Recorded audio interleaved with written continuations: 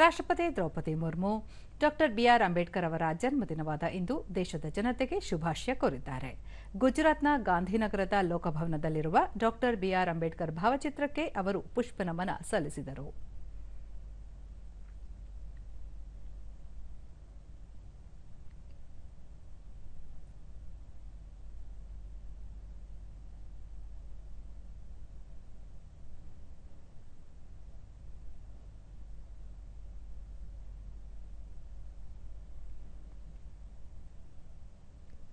ಬಳಿಕ ತಮ್ಮ ಸಂದೇಶದಲ್ಲಿ ರಾಷ್ಟ್ರಪತಿಗಳು ಭಾರತೀಯ ಸಂವಿಧಾನದ ಮುಖ್ಯ ಶಿಲ್ಪಿ ಮತ್ತು ಮಹಾನ್ ಸಮಾಜ ಸುಧಾರಕ ಬಾಬಾ ಸಾಹೇಬ್ ಡಾಕ್ಟರ್ ಭೀಮ್ರಾವ್ ಅಂಬೇಡ್ಕರ್ ಅವರ ಜನ್ಮದಿನದ ಸಂದರ್ಭದಲ್ಲಿ ಅವರಿಗೆ ಗೌರವಪೂರ್ವಕ ನಮನ ಸಲ್ಲಿಸುವುದಾಗಿ ಹೇಳಿದ್ದಾರೆ.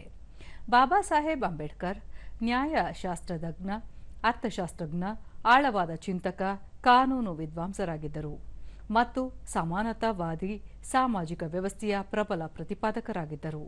ಸಮಾಜದ ವಂಚಿತ ಮತ್ತು ದುರ್ಬಲ ವರ್ಗಗಳ ಉನ್ನತಿಗಾಗಿ ತಮ್ಮ ಜೀವನವನ್ನು ಮುಡುಪಾಗಿಟ್ಟಿದ್ದರು. ಅಸಮಾನತೆಗಳನ್ನು ತೊಡೆದುಹಾಕುವ ಮಾರ್ಗವನ್ನು ತೋರಿಸಿದ್ದಲ್ಲದೆ ಭಾರತದ ಪ್ರಜಾಸತ್ತಾತ್ಮಕ ಮೌಲ್ಯಗಳು ಮತ್ತು ಸಂವಿಧಾನಿಕ ಹಕ್ಕುಗಳನ್ನು ಬಲಪಡಿಸುವಲ್ಲಿ ಪ್ರಮುಖ ಪಾತ್ರ ವಹಿಸಿದ್ದರು ಎಂದು ರಾಷ್ಟ್ರಪತಿ ಹೇಳಿದ್ದಾರೆ. ಡಾಕ್ಟರ್ ಅಂಬೇಡ್ಕರ್ ಅವರು ಮಹಿಳಾ ಶಿಕ್ಷಣ ಮತ್ತು ಅವರ ಹಕ್ಕುಗಳಿಗೆ ಆದ್ಯತೆ ನೀಡಿದ್ದರು. ಅವರ ಬಹುಮುಖಿ ಕೊಡುಗೆಗಳು ಭವಿಷ್ಯದ ಪೀಳಿಗೆಗೆ ದೇಶದ ಸೇವೆ ಮತ್ತು ಅಭಿವೃದ್ಧಿಯಲ್ಲಿ ಸಕ್ರಿಯ ಪಾತ್ರ ವಹಿಸಲು ಪ್ರೇರೇಪಿಸುತ್ತವೆ.